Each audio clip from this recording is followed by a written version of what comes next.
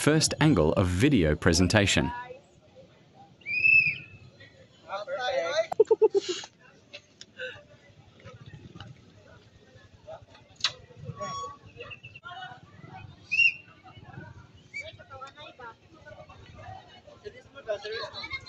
Second angle.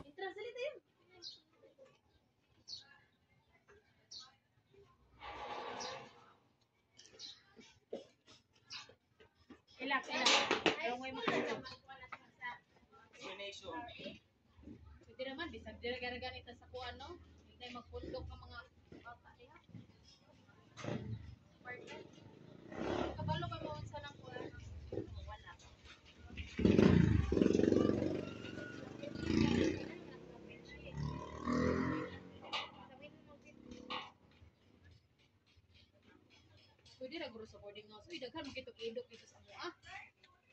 No?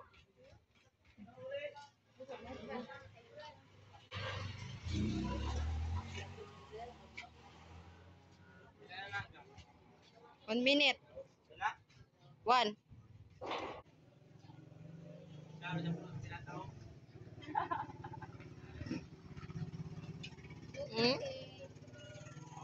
Ang ako bitong ikaulawan, no? Kay dito sa sentro, magsayaw ka dito. Nabuang naman tao niya, oy. Oh, kato sa highway dai. 5 no. Maula ko sa nak. Wala pa ko ay practice na kaniya. Na sa way. Sentro dyan. Ikaw na dito. Ay, ikaw na masudaan nga magkaroon sa inyo video. Ikaw na siya daan. Ano siya maabot ra ta ana. Oh, pwede po dito sa kuan. Sa may gym.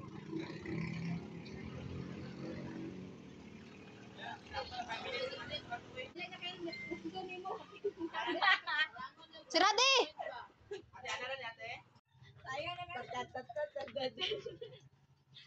Kung agad talaga kulang ha. Nakumalan si ka na. Pag ang giling. Ka ta.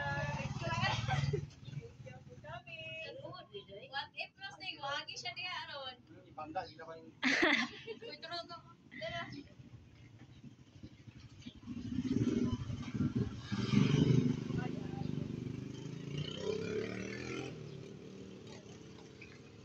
Awa na din. Nya na kay napay tawo mo gawas. Tura ay tawo.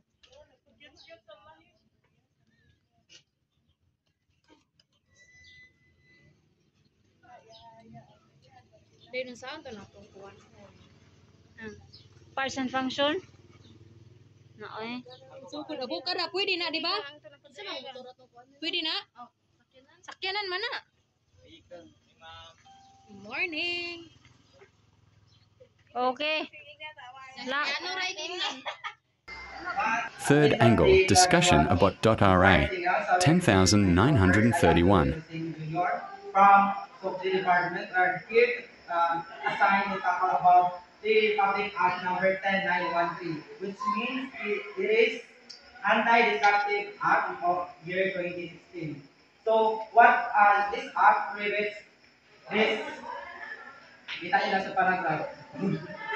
First, drivers cannot use mobile phones or any electronic gadgets to read, write, send, or read messages, make calls, play games, watch videos, or use social media while the vehicle is in motion, or even while temporarily stopped, like kanang ako sa traffic light, especially hanapit ako mag-red light siya, even mag-read lang mo sa mga messages or magmanawag mo, but directly you violate ang kanyang mga act, which is the 10913. Next, that's a kanyang exemption which you may only use gadgets if they are hands-free or mounted to the dashboard for navigation, and they must not block the driver's line of sight. So, magagamit lagi ako ng cellphone, pero dapat mag-update ka, stop ka, para katong nakasunod sa imo nga, especially sa kato sa stoplight, kanyang dili makita, dili magkakita ang sight in terms sa pagdagan nila. And here are the penalties. We have four penalties. First offense, 5,000. Second, 10,000.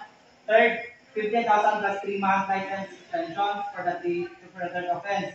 And lastly, 20,000 license and revocation for the fourth offense. And lastly, why this is matters?